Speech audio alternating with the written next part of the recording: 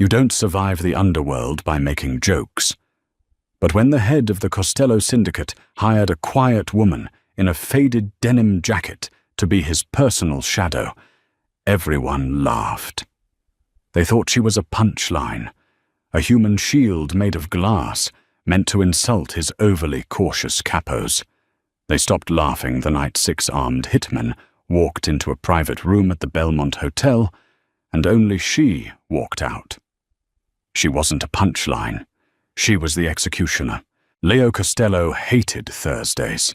Thursdays were for accounting, and accounting in a criminal enterprise mostly consisted of sitting in a windowless room, breathing in recycled cigar smoke, and listening to men with thick necks lie about why their envelopes were light. Today was worse than a standard Thursday. Today he also had to replace Tommy. Tommy had been Leo's personal shadow for 5 years. He was 6'4", built like a brick wall, and completely devoid of independent thought. He was exactly what a mafia boss needed in a bodyguard. Unfortunately, Tommy had stepped out of Leo's armored Lincoln on Tuesday morning and caught 3 ounces of high-velocity lead in his chest. Leo had survived only because Tommy's massive frame had jammed the car door shut as he fell. Now Leo sat in the back office of a high-end meatpacking facility he used as a front, nursing a headache that felt like a localized thunderstorm behind his right eye. His underboss, a walking ulcer named Dom, was parading replacements through the heavy steel door. "Next," Dom barked, rubbing a hand over his balding head. The door creaked open. Leo didn't look up from the ledger on his desk. He waited for the heavy thud of combat boots or the overpowering scent of cheap cologne that usually accompanied these meatheads. Instead, he heard the soft, almost imperceptible squeak of worn rubber soles on concrete. Leo raised his eyes. Standing in the doorway was a woman. She was maybe 5'6", drowning in an oversized surplus field jacket that had seen better decades. Her hair was pulled back into a severe, messy knot. She didn't carry herself with the puffed-up chest of a street thug. She just stood there perfectly still, her hands resting easily in her pockets. She looked tired. Bone-deep soul-scraping tired. "What's this?" Leo asked, his voice a low, gravelly scrape in the quiet room. Dom blinked, looking at his clipboard, then at the woman. The agency sent over a list. She was in the waiting room with the others.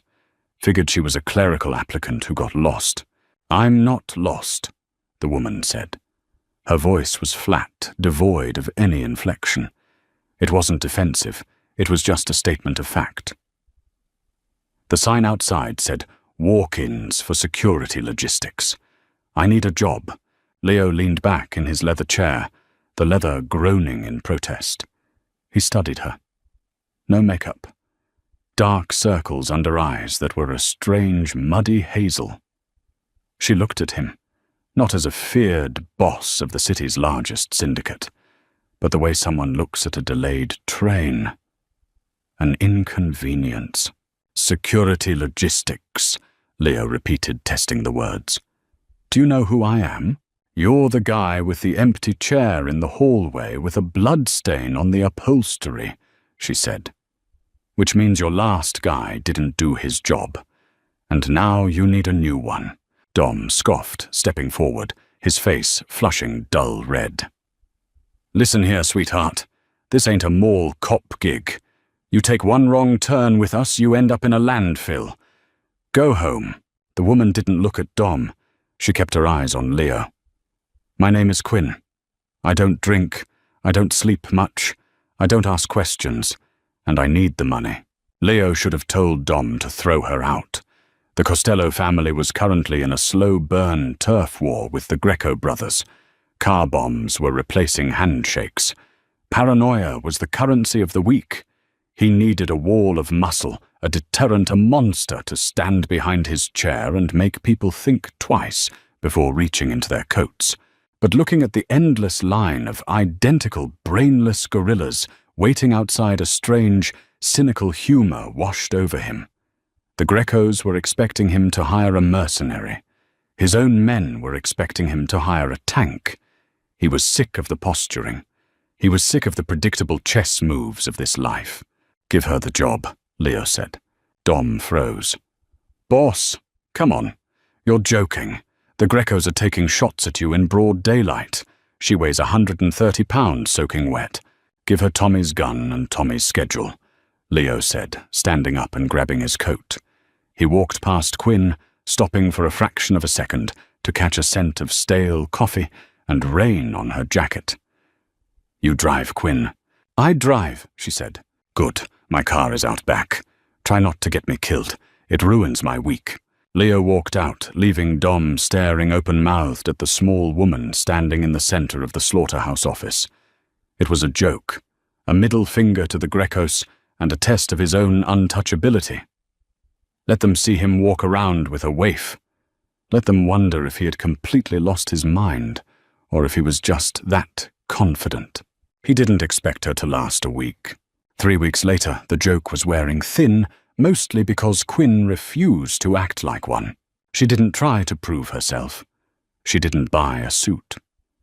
She traded the field jacket for a plain black peacoat, and that was the extent of her assimilation into the Costello family. She was simply a ghost that haunted Leo's periphery.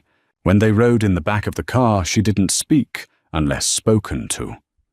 When Leo held meetings in dimly lit restaurant booths, dealing in extortion bribery, and occasionally blood, she stood in the corner. She didn't flinch when voices raised. She didn't look away when Leo casually broke a man's nose with a heavy glass ashtray over a gambling debt. Leo watched her watching him. Most people, even hardened criminals, had a tell when violence erupted. A micro-expression of disgust, a twitch of fear, a tightening of the jaw. Quinn had a nothing. She watched a man bleed on a Persian rug with the same detached interest as someone watching paint dry. It was unnerving. "You don't like blood, Quinn?" Leo asked her one night. They were sitting in the VIP section of a club Leo owned. The bass thumped through the floorboards, rattling the crystal glasses on the table. She stood by his booth, scanning the crowd. She didn't look down at him. "I don't have an opinion on it. It's just plumbing." "Plumbing," Leo mused, rolling a heavy glass of bourbon between his palms.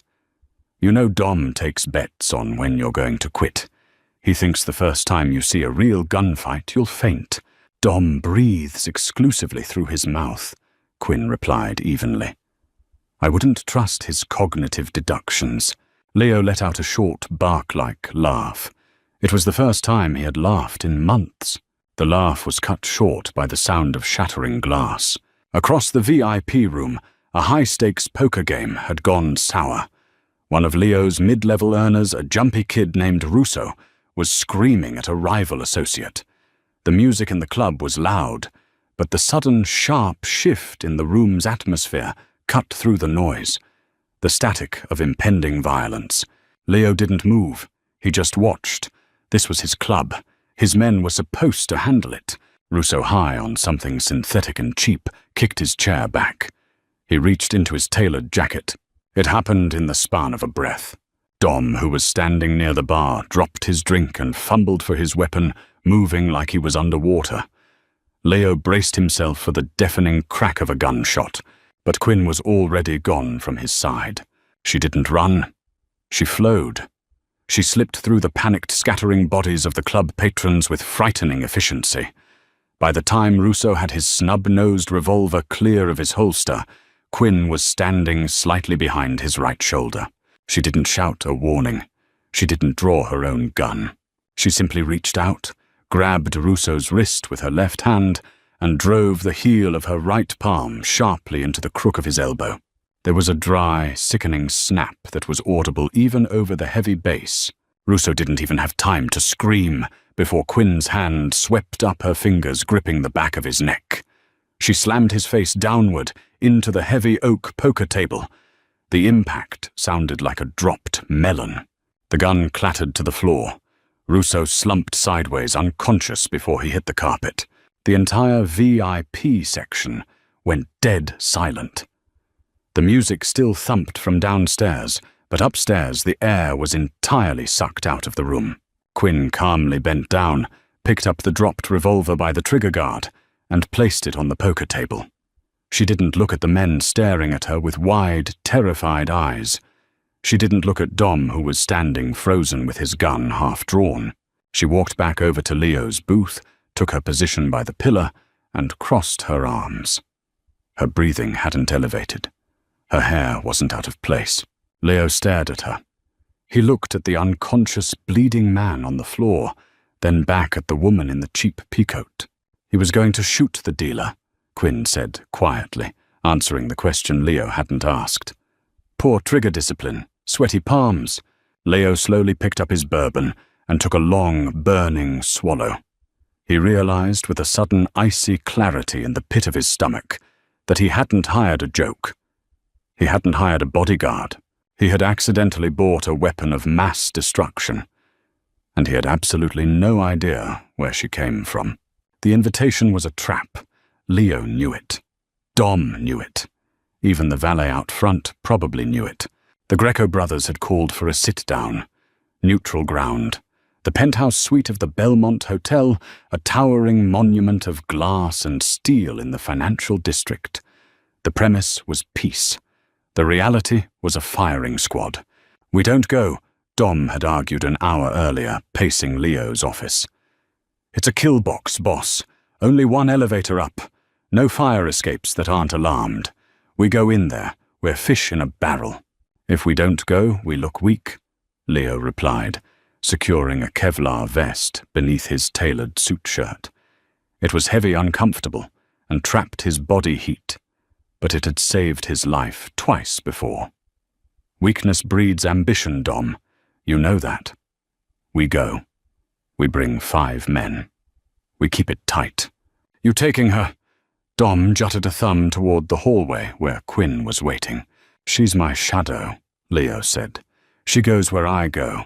Now standing in the high-speed elevator, rocketing toward the 42nd floor, the silence was suffocating. Leo stood in the center, Dom to his right. 3 of his best hitters, broad-shouldered, quiet men, stood behind them. Quinn stood by the door panels, staring blankly at the changing floor numbers. The elevator chimed. Floor 42. The doors slid open. There was no greeting party. There was only a long, opulent hallway, lined with dark cherry wood and thick, sound-dampening carpet. At the far end, double mahogany doors stood slightly ajar, leading into the penthouse. Check the corners, Dom hissed, drawing his weapon. The 3 hitters fanned out, moving down the hallway with practiced precision. Leo walked slowly, his hand resting on the grip of the 9mm tucked into his waistband. The air smelled wrong. It smelled like industrial carpet cleaner, trying to mask the scent of stale cigarette smoke, and something else. Something metallic. Quinn walked slightly ahead of Leo, her eyes darting over the ceiling vents, the light fixtures, the gap beneath the double doors. They reached the entrance. Dom pushed the right door open with the barrel of his gun.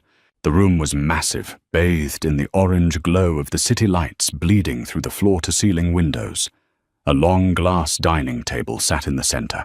Sitting at the head of the table was Paulie Greco. He was dead. His head rested in a pool of drying blood on the glass. The peace offering hadn't been a trap for Leo set by the Grecos.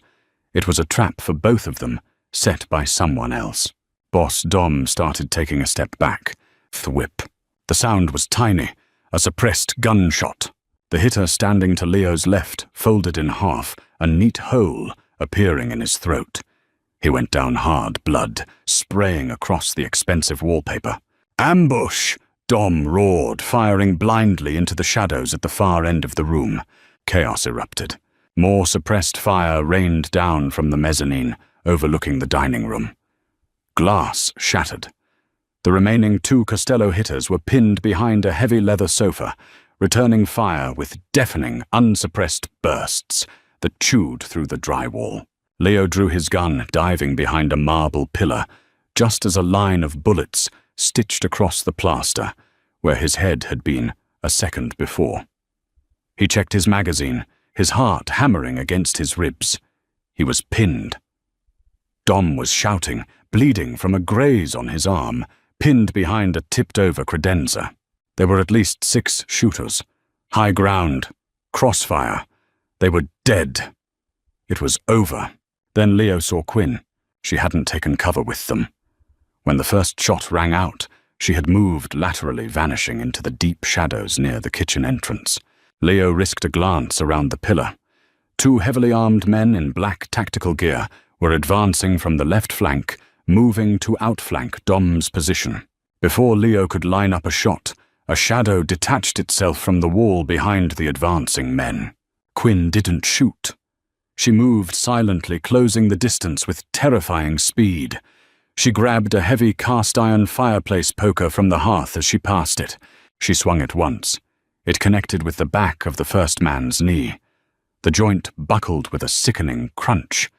As the man went down, Quinn didn't stop. She used the momentum of her swing to drive the heavy iron point directly upward, under the edge of his tactical helmet, into his jaw. He dropped like a stone. The second man turned, raising his rifle. Quinn was already inside his guard. She grabbed the hot barrel of the rifle, redirecting it upward as it fired a burst into the ceiling. In the same fluid motion, she drove her knee into his groin, stepping heavily on his instep to pin him. As he doubled over, she took the heavy iron poker and slammed it against his temple. 2 down, 4 seconds. She dropped the poker and snatched the fallen rifle from the floor. She didn't check it.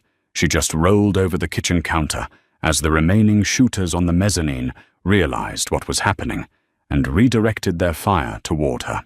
The marble counter shredded under a hail of bullets, filling the air with a thick, choking cloud of white dust. "Covering fire," Leo yelled, stepping out and firing 3 shots toward the mezzanine. Dom and the surviving hitters joined in, forcing the shooters to duck. It was all the window Quinn needed. She vaulted the counter, moving through the blinding marble dust like a wraith. She didn't run wildly. Every step was calculated. She reached the base of the spiral staircase leading to the mezzanine. A shooter leaned over the railing, trying to get an angle on her. Quinn didn't raise the rifle to her shoulder. She fired from the hip in a tight, controlled 3-round burst. The man jerked backward, crashing through the glass railing and falling 20 feet to the dining room floor, his neck snapping on impact. 3 down. Leo watched, utterly paralyzed by the brutal efficiency of it. He had seen violence his whole life. He had ordered it. He had committed it. But this was different. This wasn't anger. This wasn't a turf war. This was an exterminator, clearing a pest infestation. Quinn bounded up the stairs 2 at a time. Gunfire erupted on the mezzanine. A man screamed, then a heavy thud. Silence descended on the penthouse, thick and heavy, broken only by the sound of Dom's ragged breathing and the distant wail of police sirens down on the street. Leo slowly stood up, keeping his gun raised. The marble dust was settling. The smell of copper and cordite was overpowering. "Quinn," Leo called out, his voice sounding hollow in the massive room. A moment later she appeared at the top of the stairs. She was covered in white dust. There was a splash of bright red blood across her pale cheek, though it clearly wasn't hers. She was holding a tactical combat knife in one hand and a stolen sidearm in the other. She walked down the stairs, stepping over the shattered glass and the bodies without looking at them. She reached the bottom, walked over to Leo, and stopped. She checked her cheap plastic wristwatch, wiping a smudge of blood off the face with her thumb. "Police response time in this district is roughly 7 minutes, she said, her breathing only slightly elevated. "We have 3 left. I suggest we take the service elevator." Leo just stared at her, at the blood on her face, at the mountain of dead, heavily armed men surrounding them. "Who the hell are you?" Leo whispered. Quinn looked at him, those muddy hazel eyes devoid of any warmth, any fear, any humanity. "I'm your logistics coordinator," she said. "We should go." The service elevator smelled like industrial bleach and old grease. It ground its way down 42 floors with an agonizing mechanical groan. Inside, no one spoke. Dom was leaning heavily against the steel wall, a wad of cocktail napkins pressed against the bleeding furrow on his bicep. The surviving hitter, a kid named Carlo, was dry-heaving quietly in the corner, his gun hanging loosely from 2 fingers. Leo watched the floor indicator tick down. He felt the adrenaline draining out of his system, leaving behind a cold, hollow exhaustion.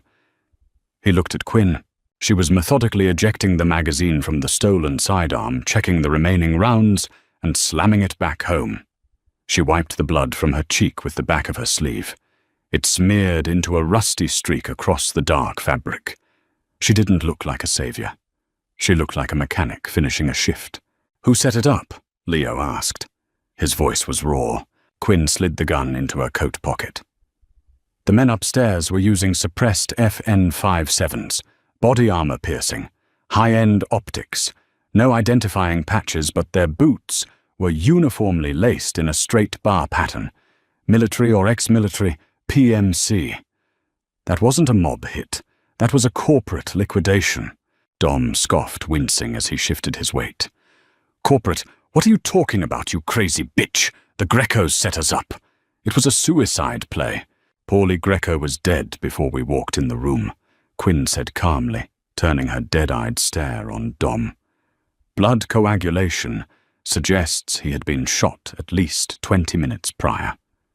They used him as bait. They used you as bait.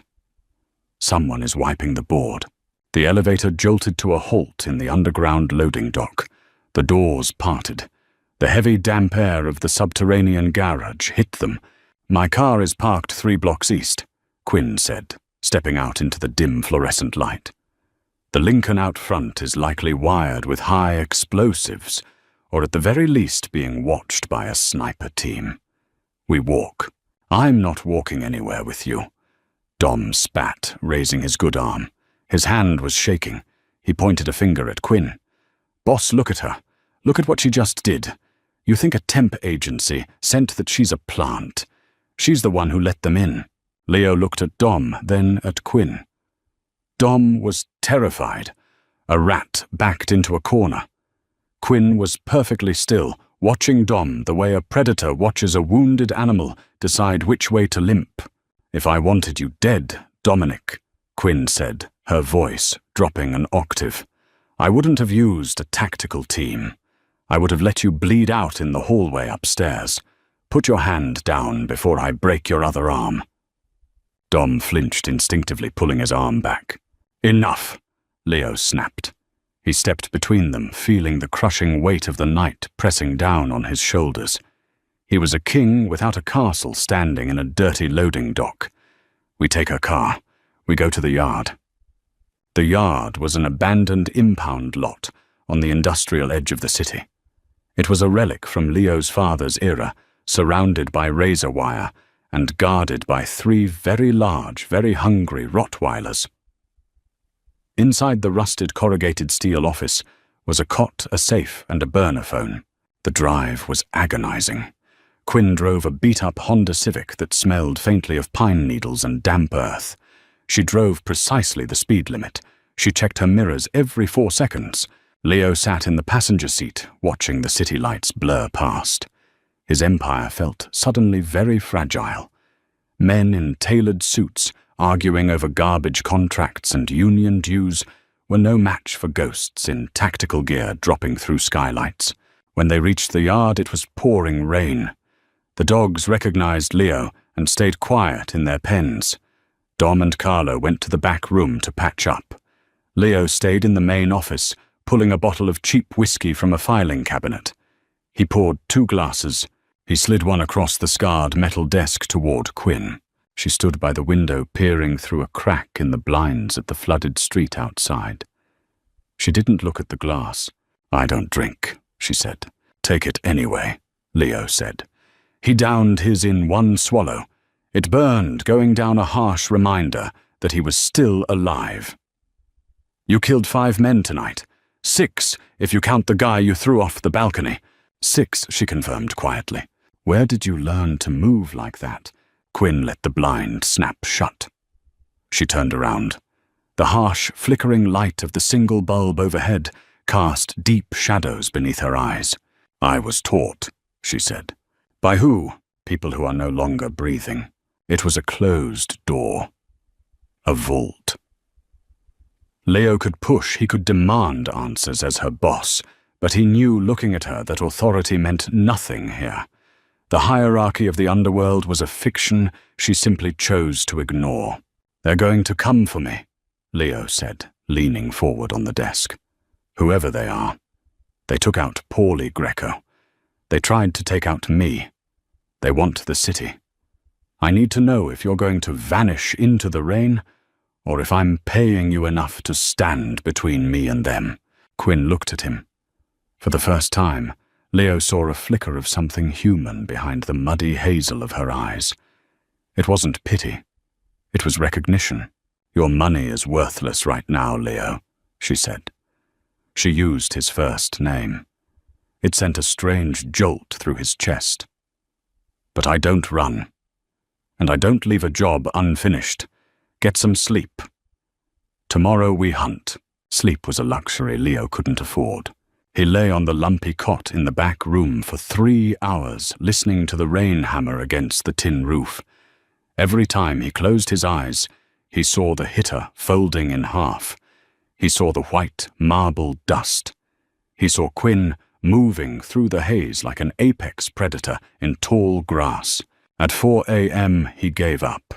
He swung his legs off the cot ribs, aching from the Kevlar bruising, and walked back into the main office. Quinn was sitting in the same rolling chair she had occupied hours ago. She hadn't taken off her coat. She sat perfectly straight, a disassembled Glock 19 spread out on a dirty rag across the desk.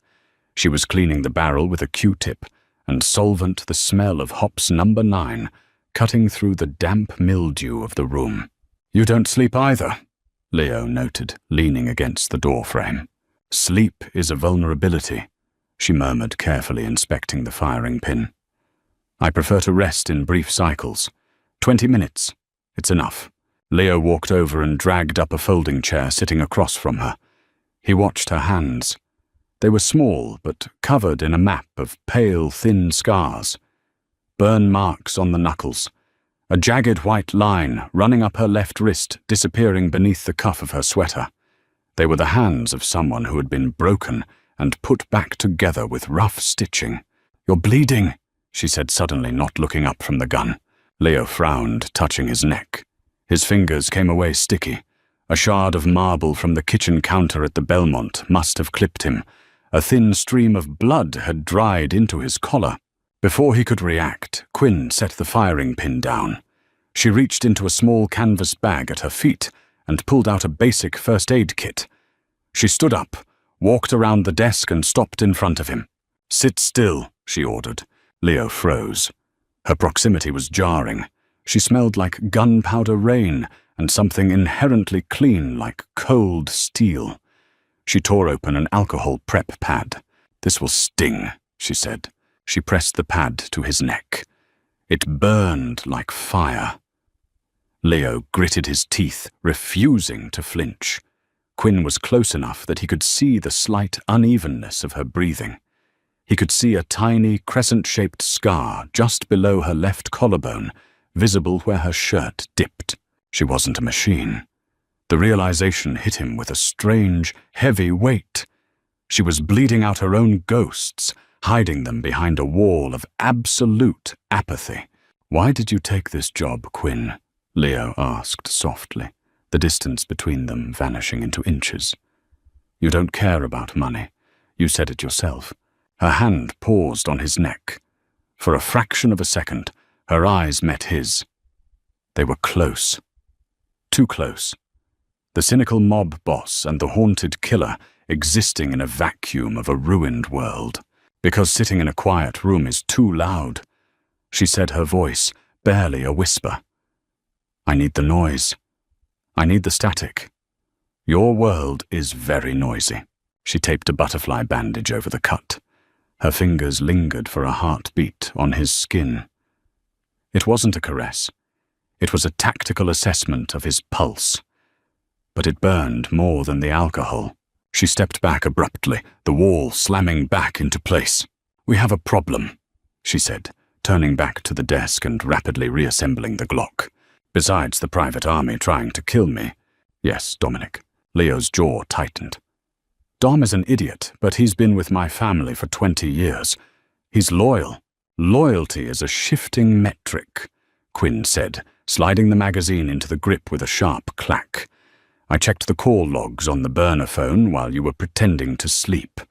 Dominic made 2 calls from the bathroom an hour ago.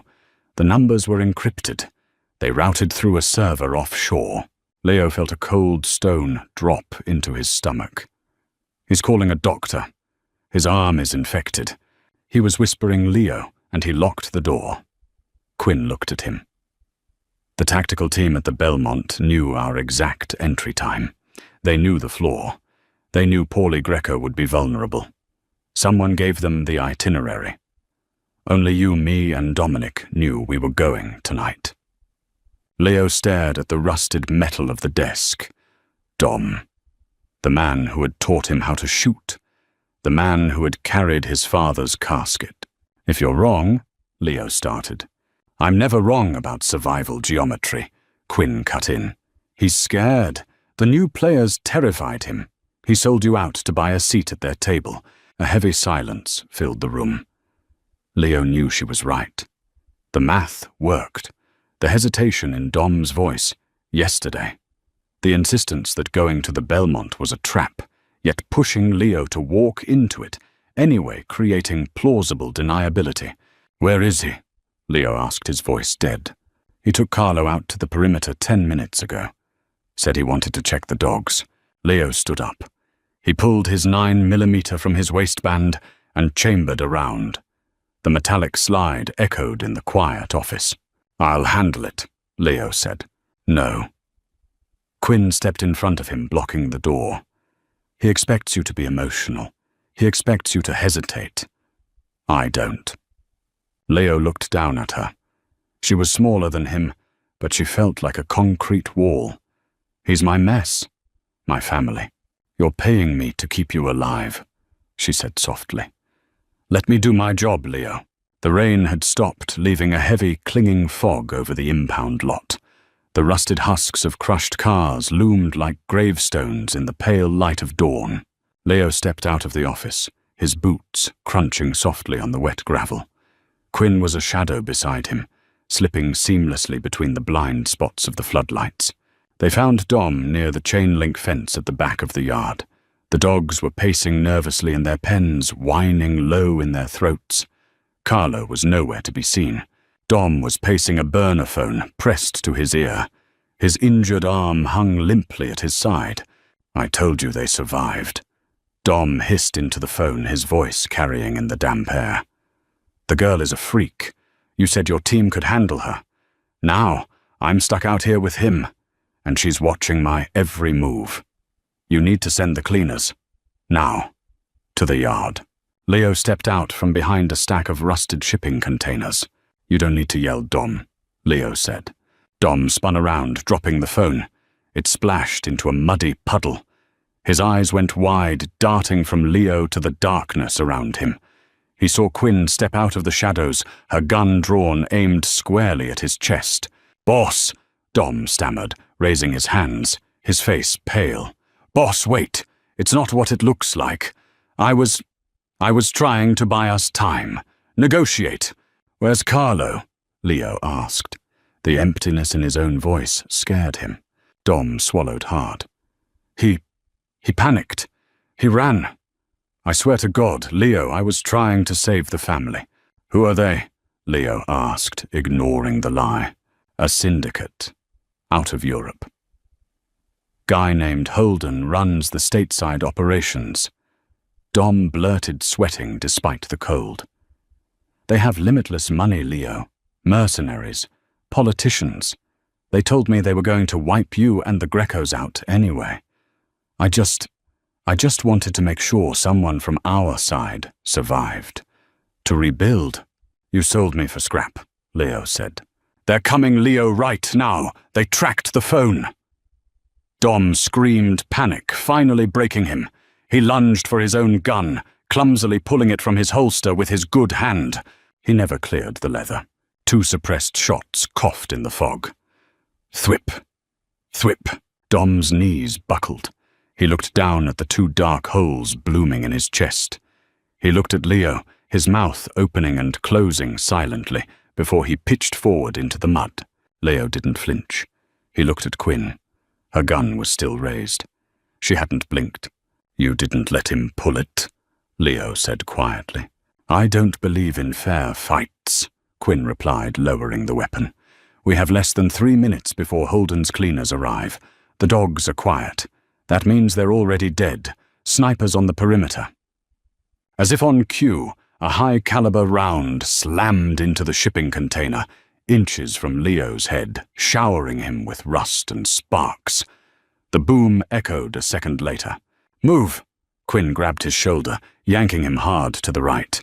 They scrambled behind a crushed school bus as the yard erupted. Floodlights shattered, plunging the lot into darkness.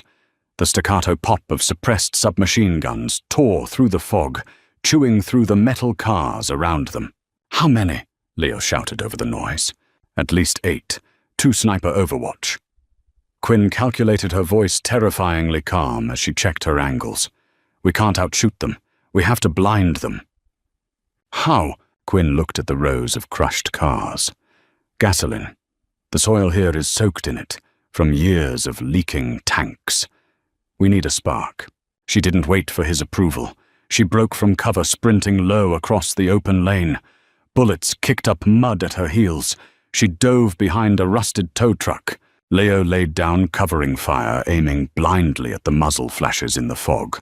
He felt a burning graze on his shoulder, but ignored it. He wasn't a boss sitting behind a desk anymore. He was a soldier in the dirt. Quinn was beneath the tow truck. She pulled a flare from her deep coat pocket, something she had apparently looted from the safe house. She cracked it, the harsh red light casting demonic shadows across her face. She tossed it not at the men, but at a depression in the ground near a stack of old oil drums. The ground itself caught fire. Years of accumulated fuel and grease ignited in a massive rolling fireball. The shockwave knocked Leo off his feet. The flames leapt 30 feet into the air, turning the fog into a blinding orange wall of heat and smoke. The sniper's thermal optics were instantly useless. The cleaners in the yard were caught in the inferno, screaming as the flames cut off their advance. Now, Quinn appeared out of the smoke, grabbing his arm. She was covered in soot, her eyes reflecting the fire. They ran. They didn't look back. They scrambled over the chain-link fence at the rear of the yard, tearing their clothes on the razor wire, and dropped into the deep drainage ditch on the other side. They scrambled through the muck, moving blindly in the dark, the roar of the fire fading behind them. When they finally collapsed under the concrete arch of an overpass, completely off the grid, and miles from the yard, the sun was just beginning to crack the horizon.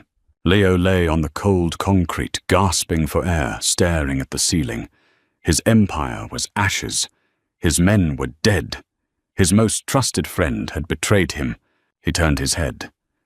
Quinn was sitting against the concrete pylon, her knees drawn up, quietly reloading her weapon.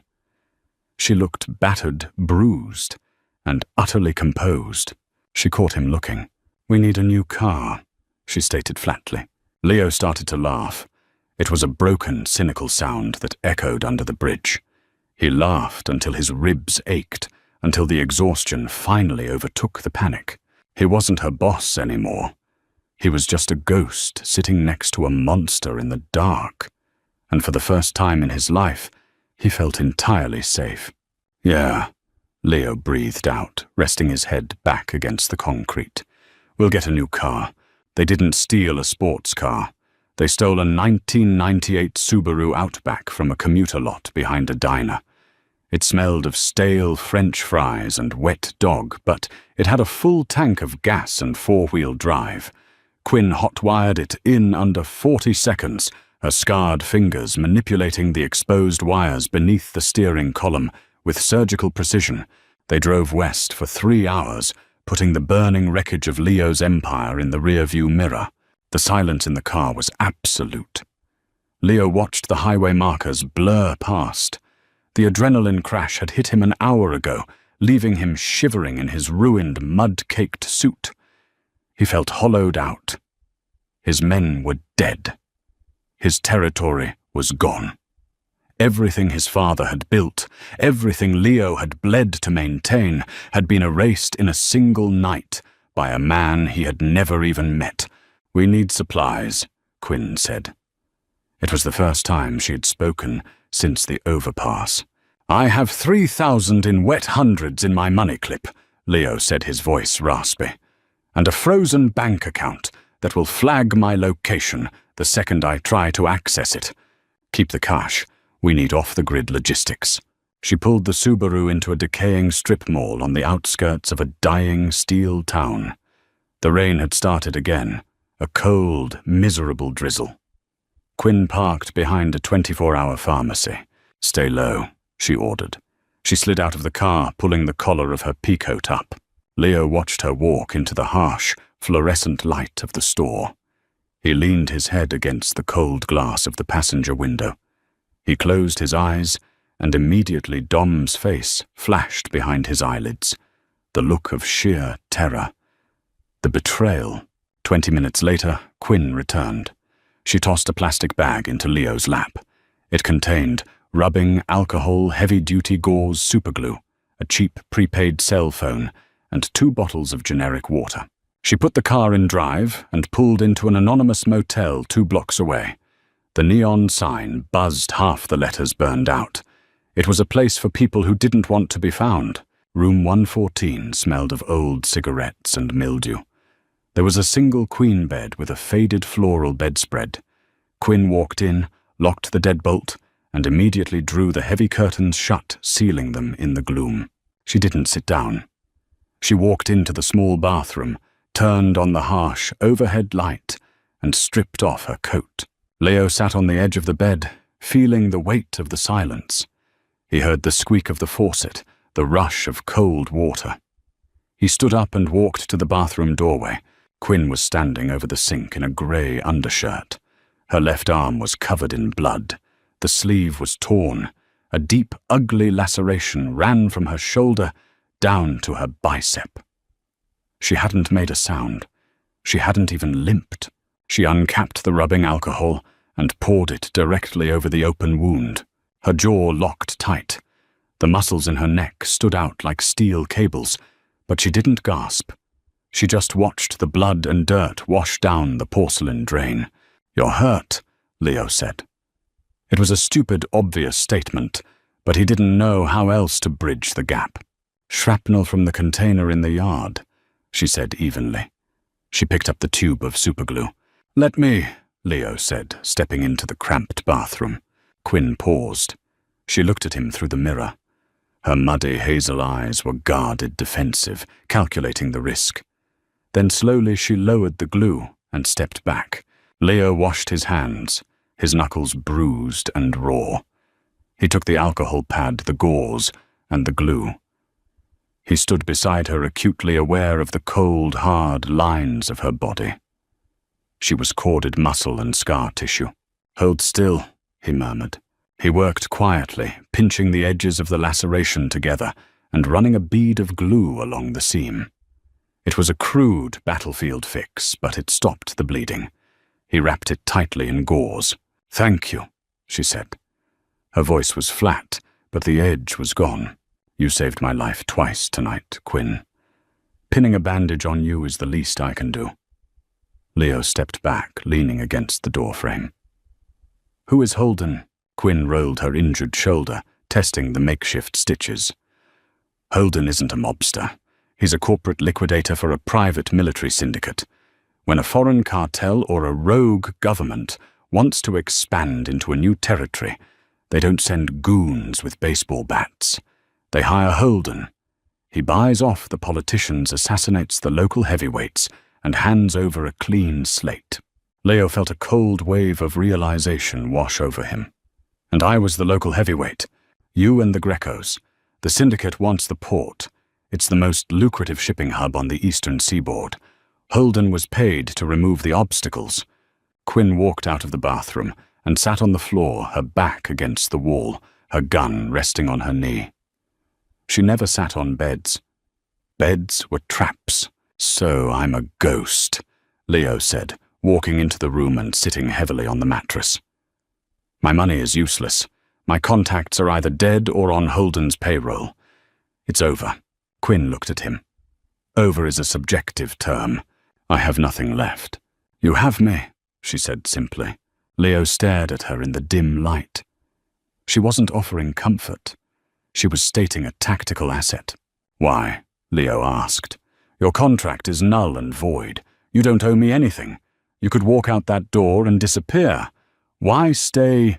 Quinn looked down at her scarred hands. For a long moment, the only sound was the buzzing of the neon sign outside. "Before I came to your office," Quinn started, her voice barely a rasp, "I worked for a man very much like Holden. I cleared boards. I removed obstacles.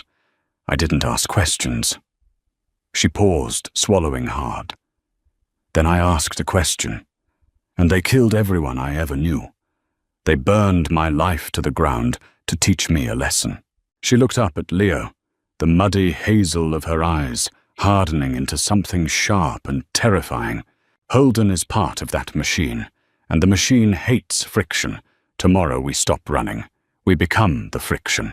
They didn't plan an assassination. They planned an audit. Holden doesn't operate out of a warehouse or a social club," Quinn explained the next morning. She was tracing lines on a stolen municipal map spread across the cheap motel carpet. "He operates out of a data center, high-frequency trading shell company routing encrypted ledgers. He uses a facility on the South Docks. It looks like a server farm. It acts like a fortress. If he has a private army, we can't just walk in the front door," Leo said, studying the map. "We don't go through the door. We go through the ventilation," Quinn said.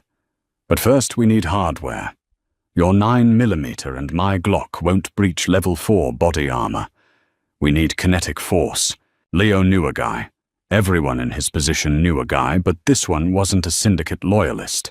He was an independent arms dealer who operated out of a rusted-out barge moored on the river.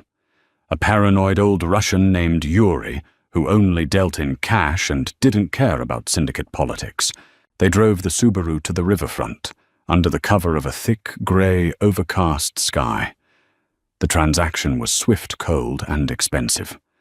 Leo handed over every wet $100 bill in his money clip. In return, Yuri slid 2 heavy canvas duffel bags across the metal table.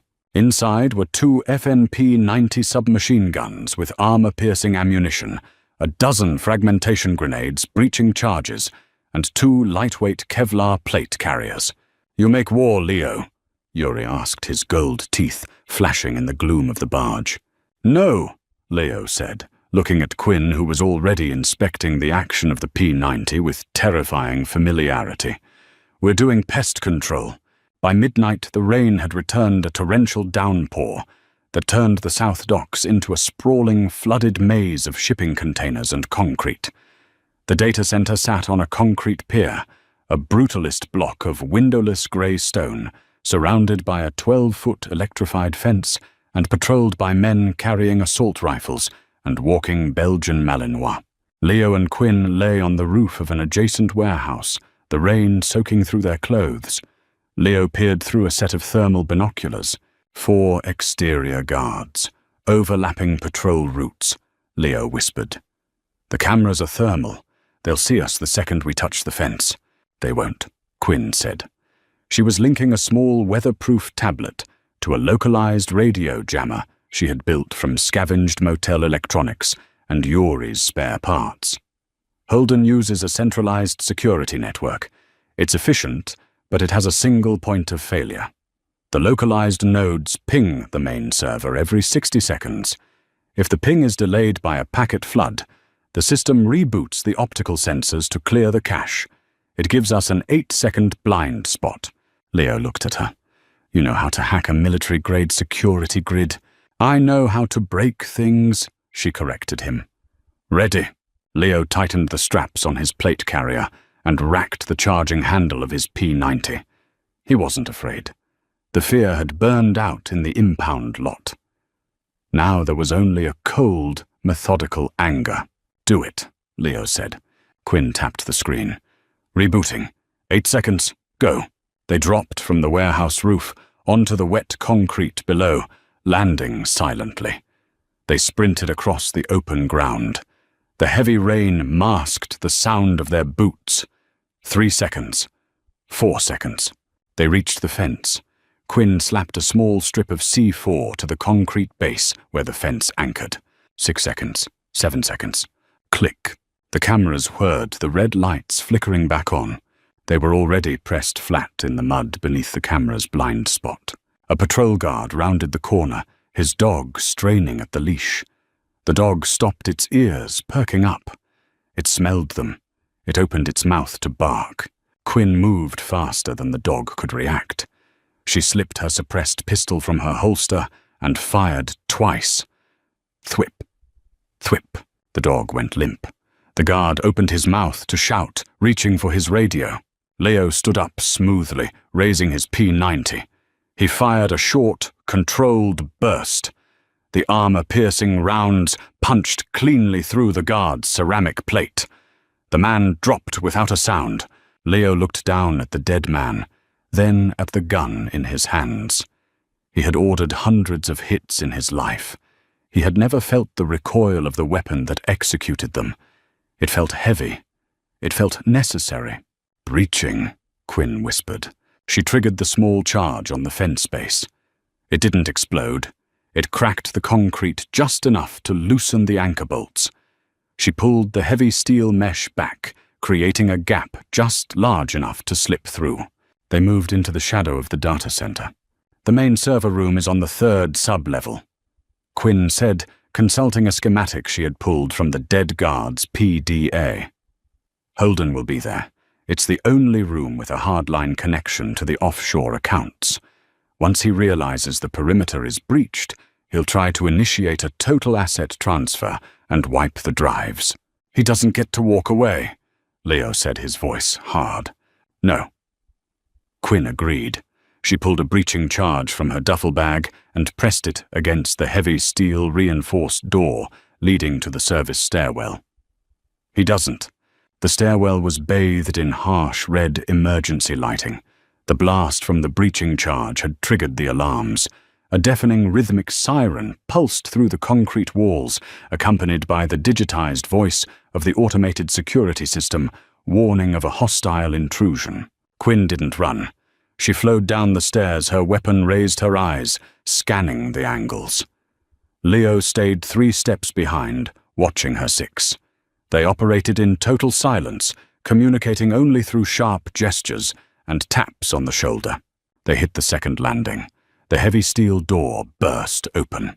3 of Holden's cleaners poured into the stairwell, their rifles raised. Quinn didn't hesitate.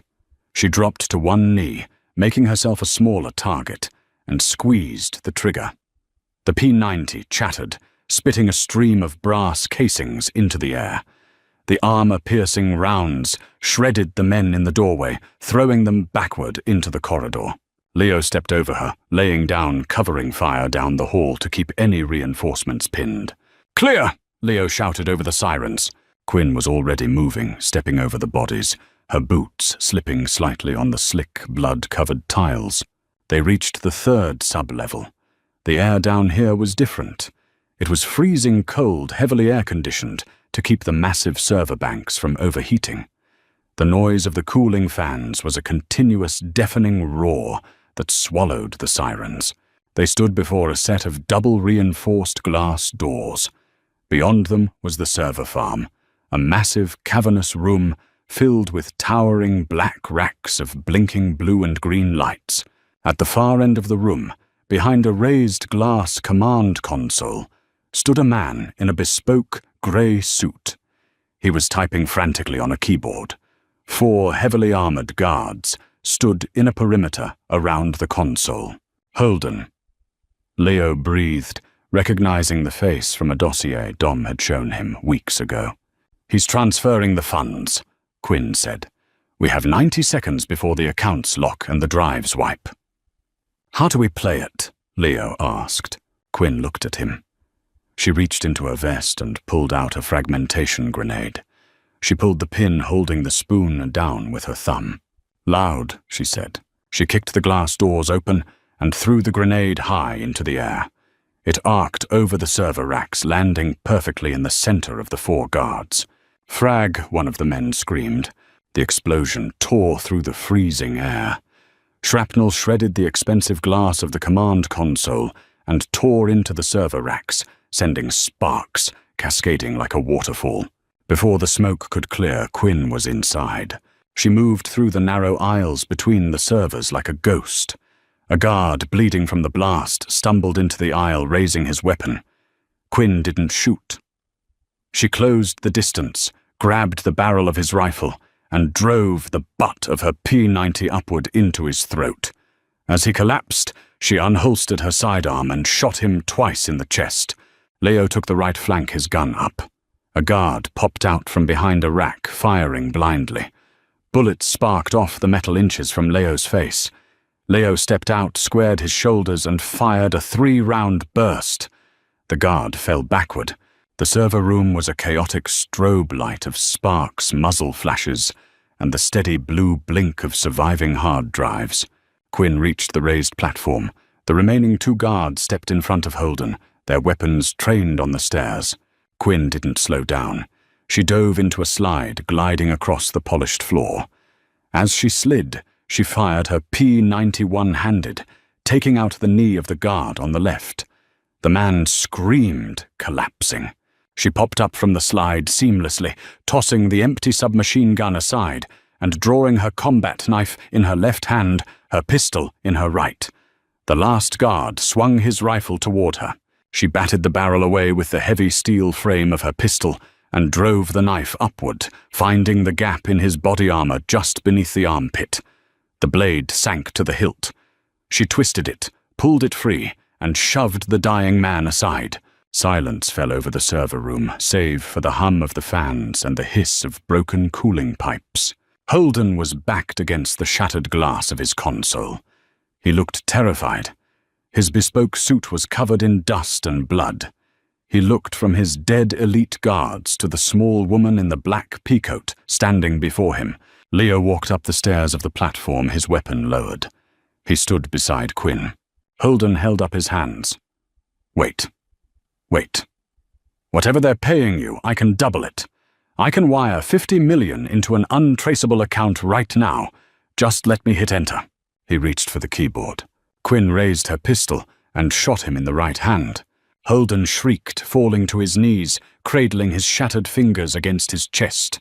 "You don't understand," Holden gasped, crying. "The Syndicate. They'll kill you. They'll hunt you to the ends of the earth. You can't stop the machine." Quinn looked down at him. Her eyes were empty, devoid of any triumph or vindication. Just the cold, mechanical reality of a completed job. "I don't want to stop the machine," Quinn said softly. "I just want to break its teeth." She raised her gun and shot him once in the forehead. Holden collapsed, his head hitting the keyboard. The monitors flickered, an error message flashing red across the screen. The transfer had failed. Leo looked at the dead man. He felt the heavy weight of his past life lift off his shoulders, replaced by something entirely new, entirely terrifying, and entirely freeing. He looked at Quinn. She was already reloading her magazine, her face an unreadable mask. "So," Leo said, his voice echoing in the massive room. "What now?" Quinn slid the magazine home. She looked around the ruined server room, then finally looked at him. "We need a new car," she said. Leo smiled, a genuine, cynical, entirely exhausted smile. "I'll drive," he said. They walked out of the freezing server room together, stepping over the wreckage, 2 ghosts fading back into the static of a violent world. They didn't have an empire anymore. But they had something far more dangerous. They had each other. If this brutal descent into the underworld kept you on the edge of your seat, hit that like button, to let the algorithm know you crave the grit. Share this video with someone who loves a story where the quiet ones are the deadliest. And if you want more deeply human, action-packed narratives that pull no punches and skip the cliches, make sure to subscribe and ring the bell so you never miss a chapter. Drop a comment below. Who would you hire as your shadow? Stay sharp, and see you in the next one.